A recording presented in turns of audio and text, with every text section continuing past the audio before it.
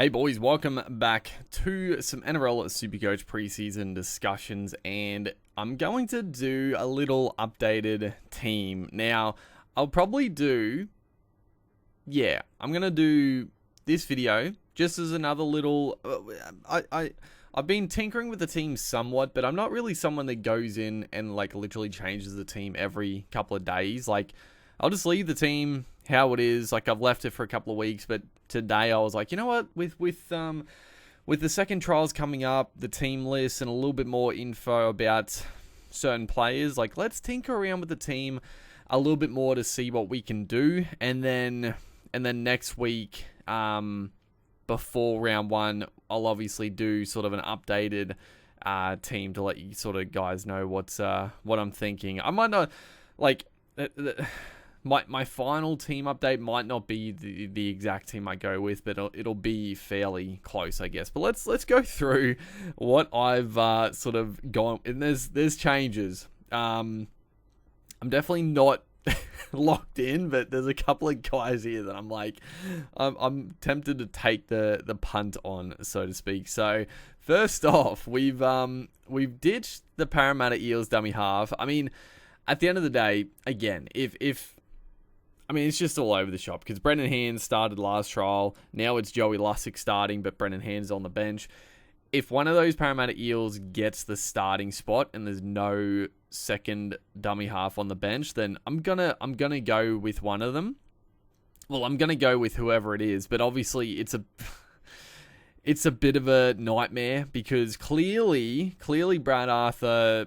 I mean, you would assume he would know he's going with, but it must be a fairly 50-50 race because it seems like he's giving both those guys a crack. And if it could happen, the Eels could start slowly. The dummy half isn't really doing much. And in a couple of weeks, he could switch out and Brendan Hands or Joey Lussick loses a spot. So I think both those guys are a little bit trappish. But, I mean, if one of them gets the spot, I'm going to go with them. But I've got Connor Watson there at the moment. And Denny Levi, once again gets the starting spot at the Raiders. I mean, at a cheapy price, like he's like 100k less than the Parramatta Eels boys. So like, I'm not expecting Levi to play 80 minutes. I would assume that one of the other dummy halves gets a bench spot, but I mean, at 238k, it's hard to look past a starting dummy half, but we'll see.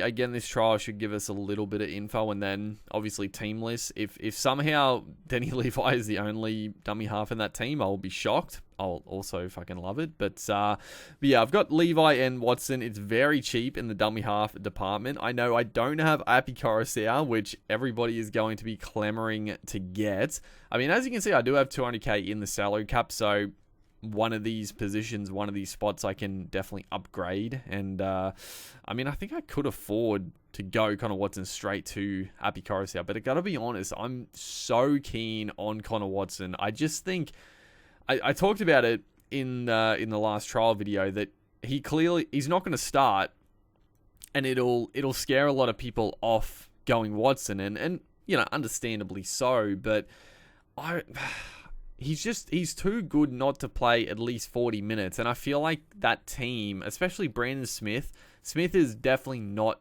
an 80-minute dummy half. And I feel like they could use Watson so good coming on, you know, 30 minutes in to play a dummy half when Smith needs a break, and then giving Victor Radley a spell through the middle and Watson and Smith both on the field. Oh man, it could work so well. It'll be a risk. It would be a risk. I mean, I would probably prefer to have Watson as my second dummy half and have someone as like a more set guy, but then you're spending a decent amount of money, so it's like I'm tossing and turning if I go, like, I guess if one of the Parramatta boys is going to get the 80 minutes, then yes, I could go Levi up to one of those guys and have Watson as my sort of sneaky play. But yeah, I don't know. Is it really worth the risk though? I guess that's the other thing. Is it even worth going Watson? Because at the end of the day, he's not going to play big minutes and score a lot of points. I think he'll score well, but he's not going to go massive. And then if he does start killing it, then a lot of people will probably just jump on before his price rises anyway. So I don't know. I'm torn on the dummy halves. It's gonna come down to a lot of like what team list is for the halves. The front row forward. So at the moment, it's we have Jason Tamalolo, who is there, 440k. We haven't seen him yet. He is starting in this week's trials in the front row department, and I personally think Tamalolo is a very good gamble this year. He's 440,000. Like, I think worst case scenario, he averages what he's priced at. Like, he's not going to get less than 40 minutes. Like, if he does, something is going terribly wrong. So, at worst, he's going to get what he's priced at, which obviously is not ideal. It's not what you want, but he's not going to lose money. And I think... don't get me wrong, I'm not expecting him to bounce back to get to his 65, 70 average of a few years ago, but I do, surely, there is no doubt in my mind, Tamalolo is not, I mean, he's past his absolute best, but he still has a potential to be one of the better front rowers in the game. Like, he can still be very destructive. He is not past it. He has so much more to give the NRL. So I think Tamalolo is a really good punt to start the year personally, because I was looking at other guys. I mean, compared him to Flegler is a bit more expensive. I'd much rather take the gamble on Tamalolo than Flegler, if I'm honest. Who else? I mean, Jai Arrow I did have, and I am sort of keen on Arrow, but again, Arrow's going to be playing on the edge, so his base isn't going to be amazing, and then we're not really sure of minutes. And then you got Terrell May, who Terrell May is a pretty popular choice as well, pretty similar price, but he'll be starting on the bench, which I don't necessarily think is bad, and I am keen on Terrell May, but I'm like, well, Tamalolo has, let's be honest, like, Tamalolo definitely has just as much upside as a Terrell May, if they start using Tamalolo a little bit more. It doesn't have to get back to his best, but I'm pretty locked into Tamalolo, if I'm being honest. I mean, I know if we can look at his stats, and I know last year he just wasn't fit. Like, if we look at the minutes, he started fine. Honestly, the points weren't great, but his minutes were decent. He just didn't really have too much attacking stats. I mean, he started at 600k. He started at 600k last year. So, a massive drop-off. And then, yeah, he got injured, missed a bunch of footy, came back, played heavily reduced minutes till the end of the season, really. I mean, if we look back at 2022, he obviously had a bit of a drop-off this year, 2022. But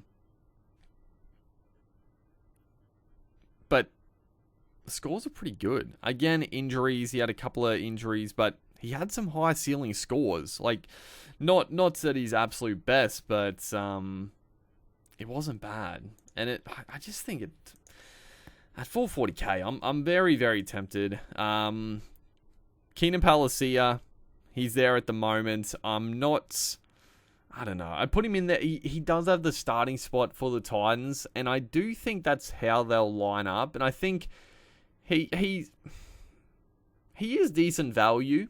He is decent value for sure.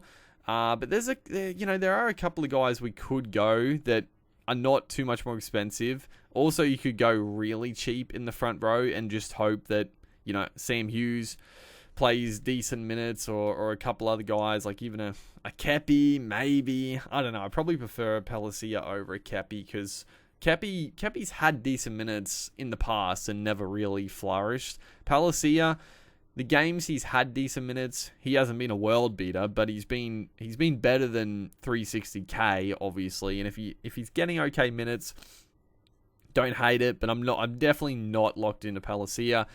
Sam Hughes, I think everyone's going to go Sam Hughes. I think the hype is a little over the top for Sam Hughes. I honestly don't expect him to be an absolute slam dunk like people think he's going to be, but you never know. We could be wrong. Well, I could be wrong, I guess. And then Davey Moale, again, just a cheapie there. That one depends who gets other spots. For sure. The back row, at the moment, we got Helam Lukey there as, I'm hoping he's still a pod come round one because I've always been a Lukey boy. I had him for a bit last year. It feels like a good time to get him, and I'm hoping people sort of steer clear, if I'm honest. Sean Lane, an obvious one. I've got Jamin Salmon there at the moment. I'm not keen on Salmon. Honestly, I don't really know why I've got Salmon there. I don't even if he gets the starting lock. I mean, if he gets the starting lock spot, you'd probably chuck him in center wing as a cheapie, I guess. Even if he gets it, I'm not very enthusiastic for his potential scoring. Like, I think he's going to be an absolute plotter at lock, and I'm just not excited for it. But 300k, if he gets the start, it is hard to leave him out, I guess. Josh Curran was like everyone's tip, and like same with me. I was like, Curran is going to be like the best mid-ranger this year, or one of, but he's not. He's on the bench, so I don't know. You definitely can't pick Curran if he's on the fucking bench, but we'll see. I wouldn't be shocked to see come round one, Salmon is back to the bench and Curran gets the starting spot. If it is, then I'll definitely just switch to Curran. I think he's a far better Supercoach option. We have Sitili Tupanua. We do have one of the Roosters boys. I mean, he seems like he's got the priority for an edge spot to start, and again, a tick under 400k. I mean, we know what Tupanua can do. He definitely has pretty low base at times, but he's a try scorer. And I do like the Tupanua pickup. Tommy Eisenhuth, I mean, he's got the starting back row spot once again at the Dragons, so you love to see it. He is dual center wing. For whatever it is now, like there seemed like the center wing dual second row forwards were like nowhere to be seen for like honestly a couple of years, but for some reason all of a sudden in the last week there are so many dual center wing and Turfs like that are potentially viable. It's insane. But yeah, Tommy is another one, and we'll get to the center wing, but we got I think at least one there as well, maybe a couple. Morgan Smithies, I was not that keen on, but honestly, I mean, I've seen a bit of his game, and like everyone who's watched much of him, like they say the same thing. Like he's just a workaholic. Like he gets through his work. He's not really an upside guy, which is fine. 345k, he's gonna get the start, and obviously the big issue there is Corey Horsburgh is going to come back from suspension. But I honestly, the more I think about it, I'm like, Horsburgh, he obviously played lock, but I feel like Horsburgh at prop is probably better for the balance. And if Smithies comes out and plays really good footy for a few rounds, I know Ricky Stewart does some weird things, but Smithies being a very just up and down footy player, not much impact, so to speak. He's not going to come on for 20-minute bursts and just change a game. Like, he's a guy you probably need to play big minutes. So the more I think about it, I'm like, okay, Smithies, if he plays good for the first few rounds, like, surely he's going to keep him as sort of the big minute lock, and Horsburgh and Tarpany up top with some impact of Papali'i and Gula, a couple other big boys could do some damage. I think that's how he's going to roll. I could be wrong. And there's obviously plenty of other, like, there's so many back rowers. I mean, Kai Pearce-Paul, potential one in the future when he gets the starting spot. I mean, Dylan Lucas, he's not on my team, but, yeah, I don't know. I mean, Dylan Lucas, I don't know. The Knights back rower is just, it's a nerve-wracking sort of spot. Both of them could be an issue. You got Brendan Piacora, who I like. Obviously, with the injury concern is a bit of a issue. I think he's like, they pretty much confirmed he will play, or at least he's going to the USA, but doesn't mean he's definitely playing, so it's a bit of a pain. But yeah, there's so many choices in the back row, so I'm not The only guys I'm sold on probably Lukey, Lane, and probably Tupanua, unless something crazy happens and Tupanua gets dropped, obviously. And I mean, Tom Eisenhuth, like, I'd be shocked as well. Like, Eisenhuth has got the spot both weeks now. If round 1 he's not there, I'd be a little surprised. But we'll see. In the halves, we've got Nathan Cleary and Nico Hines.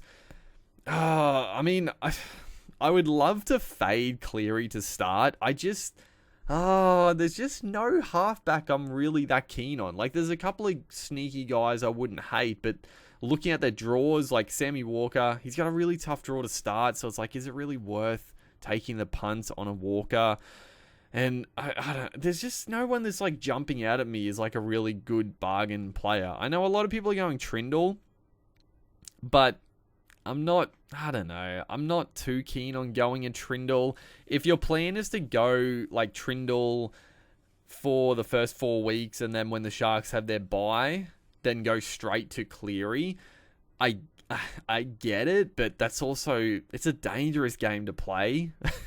I know probably the odds are that Cleary does lose money after the first price rise or decrease, just with, you know, not hitting the ceiling at the very start of the season, but he could go bang and get out of reach, and Trindle might have a couple of shockers, and then you got to find so much cash. So it's a dangerous game to play, and at the moment I'm like, just lock him in. But it would getting the extra money would be nice. I'm not gonna deny that. Then we got Dylan Brown and KO Weeks. I mean, Weeks, again, he's not sold, but I did think he was pretty good in the first week of the trials, so he's my cheapie 5'8", and Dylan Brown, I was obviously very keen on Jaden Campbell, but the injury and not training, so I mean, Dylan Brown is just the obvious. I mean, I wanted to have Dylan Brown from the start, and this has just sort of forced my hand to go Dylan Brown, which I think is a good thing, because I think Brown is going to kill it, and I'm happy to have him there.